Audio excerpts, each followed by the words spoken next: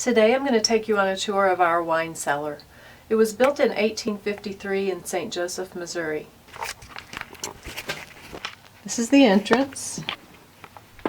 A long corridor with brick lining the walls and the ceiling. Above the stair landing there's a kind of a caged-in area. It's got bars and we're not sure what the reason for that area is. Our kids used to speculate all kinds of things. But I just decorated it with some candles and some ceiling tiles, ceiling tinge. I also wanted to point out the wine press that I have hanging there. It's a piece of a wine press, an old wooden wine press that we found here on the property when we bought the house. And we imagine it's original to the winery that was here on the property. The man Jacob Madinger, who owned our house, or who had the house built, was quite the entrepreneur. He supplied port wine to the riverboats. He had ice houses. Now into the first room of the wine cellar. The ceilings are both arched brick. The one in this first room has been covered over with plaster some time ago, and so we went ahead and painted part of it, leaving some of the brick exposed. There are two fireplaces. There's the other fireplace. Our ping pong table that we have a lot of fun playing at. In the winter time, especially when there's not much else to do, we'll fire up this wood stove here. It's pretty chilly down here, as a wine cellar should be. But we get this going, and it's pretty pleasant down here to play some ping pong. Little seating area, and my wooden lantern that my husband electrified for me. And then the second room, I love that they did not, that the brick has never been plastered over. We left it just like it is, with the chippy multicolor paint. The doors are original. They were painted an ugly brown and covered in filth. I intended to have them shut so they make more of a statement when they're closed. There's some junk in the corner over there, and then this, I love the big long workbench that was here. Not sure how many feet long it is, but it's probably at least 12 feet long, maybe more.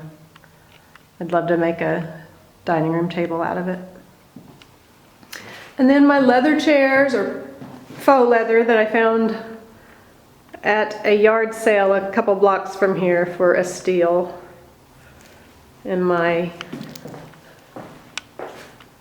old metal garden chair that I love, with multiple coats of paint and rust.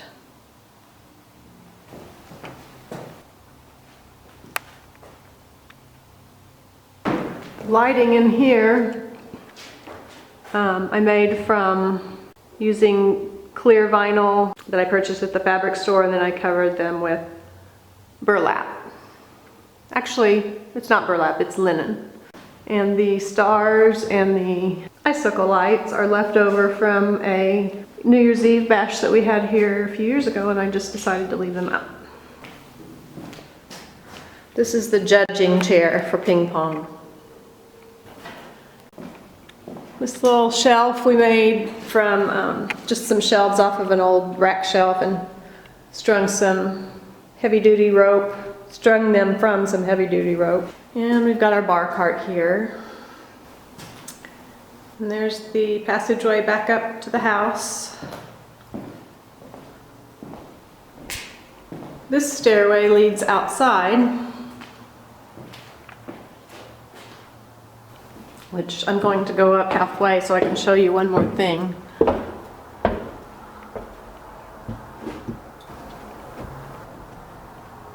This light fixture is not original, but I found it at a sale and it seemed to fit the look perfectly.